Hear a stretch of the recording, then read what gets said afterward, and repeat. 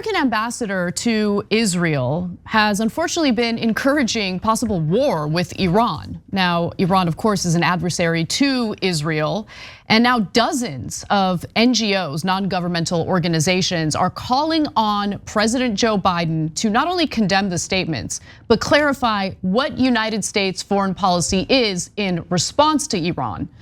Now, US Ambassador to Israel Tom Nides told both the Conference of Presidents of Major Jewish American Organizations that, quote, Israel can and should do whatever they need to deal with Iran, and we've, meaning the United States, got their back. And later repeated the statement or sentiment at the Institute for National Security Studies. Now, the progressive NGOs, 45 of which wrote this letter to Joe Biden, again want to have the president clarify that we are not in any way encouraging Israel to engage in a war with Iran. I want to read you a few excerpts, including this. It's critical that you clarify that these comments do not reflect US policy toward Iran for the sake of regional stability, future diplomacy, and respect for Congress's constitutional responsibility for war powers.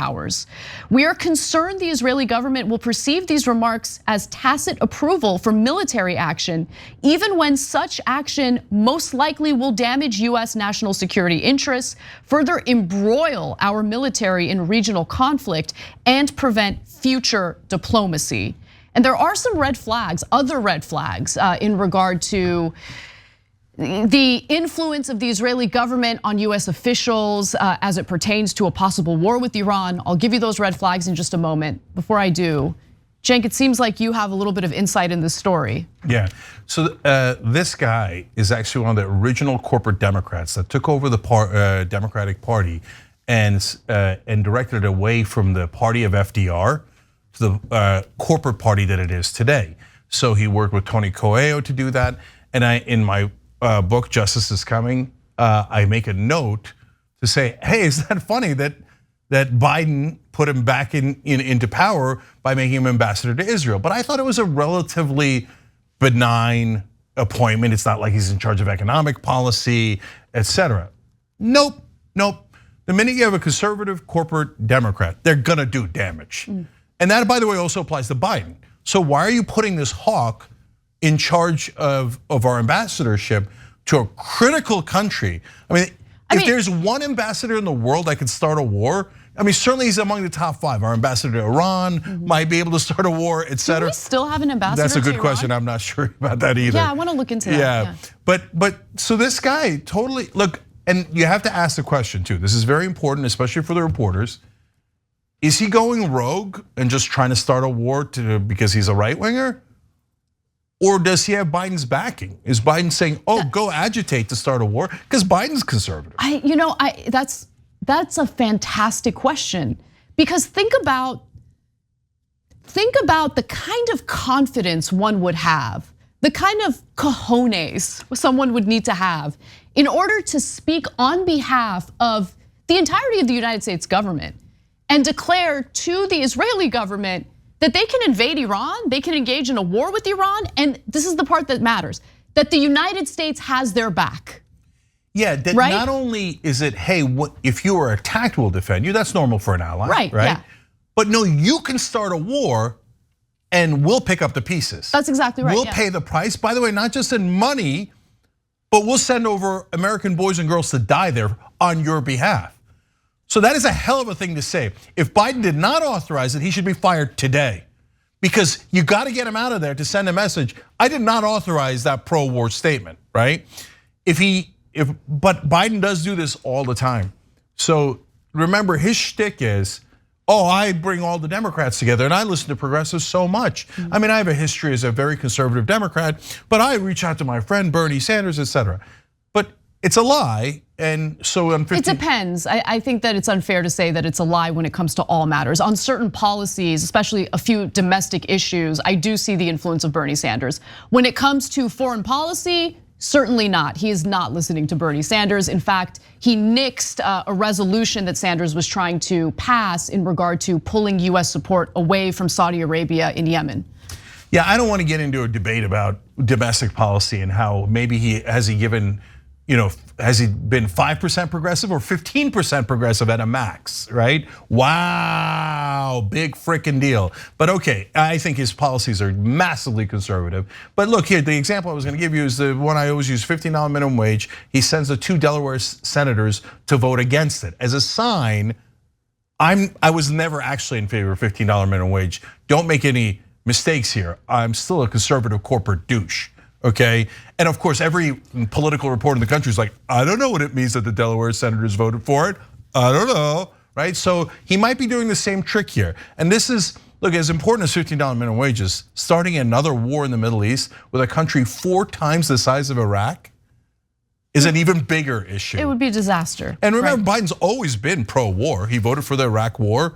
He's a conservative warmonger, but if you listen to MSNBC or CNN, read New York Times, you'll never know that. So here's this guy, do you disavow it or don't you? But let's also, look, we gotta be fair, okay? So yes, he does have a terrible history when it comes to foreign policy. However, we also have to give him credit for pulling out of Afghanistan. We also gotta give him credit for, there was something else he did recently that I'm blanking on right now. Okay, he did pull out of Afghanistan. He has significantly rolled back drone strikes in the Middle East, or drone strikes in general, right? Okay, so Anna, thank you for doing that. Yeah. Those are important contexts so that you guys know the whole story. The flip side to that is, why didn't you sign the Iran deal? So why didn't you go right back into it? Remember, it was the Obama-Biden administration that did the deal in the first place. It worked fantastically. We got all of the uranium out of Iran. There was no chance they were gonna do nuclear weapons. Trump takes us out of it, creates this very dangerous situation. Biden goes back in, all he has to do is same exact deal, and we're done, right? Iran will take it, we know that. He could just do it. And it's been over 2 years. Right. He doesn't want to go back in the deal. That's right. And guys, come on, are we kidding around? Look, the reason we don't say that Biden and almost every politician in America, quote unquote, serves Israel is because you're worried about the old anti-Semitic tropes, right? And you don't want to get into that, and it has nothing to do with religion or background or anything. But it does have to do with campaign contributions that corporations and individuals give. And Israel's not alone, Saudi Arabia does the same thing, ExxonMobil does the same thing. But is Joe Biden allowed to disagree with the government of Israel, even if it's the most fundamentalist government, right-wing government, a government that wants a bloody war for us to fight? Well, if he's allowed to disagree with them, he hasn't shown it yet. So let's get back to some of the red flags that I'm seeing. By the way, the United States does not have an ambassador to Iran, so I wanted to clarify that. So here's one red flag that caught my attention.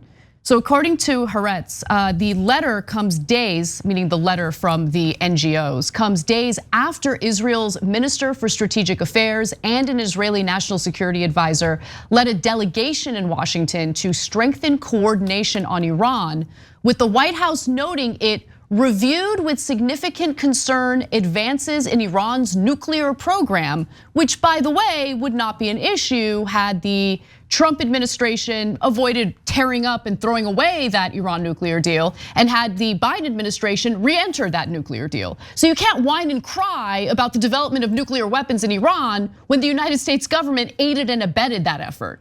Okay, so let's just keep it real about that. And then finally, this is what I'm really concerned about. The US and Israel held its most significant joint military exercise to date earlier this year, and Israel ambassador to the United States, Michael Herzog, recently told the Haaretz UCLA conference that the two countries are, quote, much closer, end quote, to each other on the issue than in previous years. And even more close than Trump was. And Trump killed one of the top general for the Iranians, got us out of the deal, and he was like inches away from starting the war that Netanyahu wants.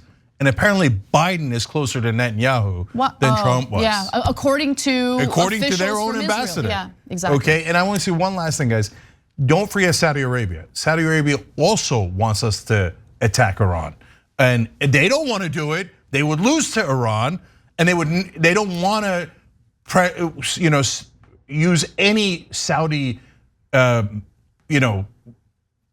people to do it, right? For them, they're like, oh, us, We don't want to get our hands dirty. We don't want to die. We want Americans to die for our wars. And is Biden allowed to question or disagree with the Saudi government? It doesn't look like it. Remember, he came in huffing and puffing. Oh my God, they killed the journalist. And we need their oil. What did he do? He went and cast. We need their oil. Let's just keep it real. We need their oil. He wanted to make Mohammed bin Salman a pariah when he was campaigning in the 2020 election.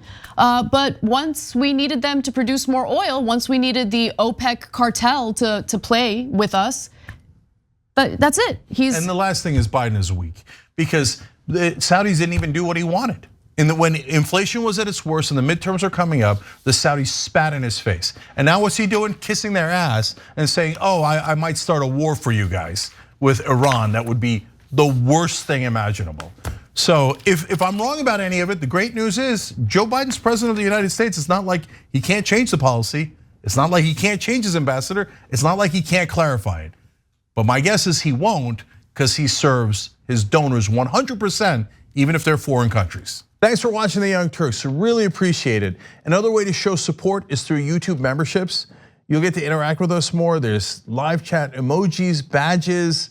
You've got emojis of me, Anna, John, JR, so those are super fun. But you also get playback of our exclusive member-only shows and specials right after they air.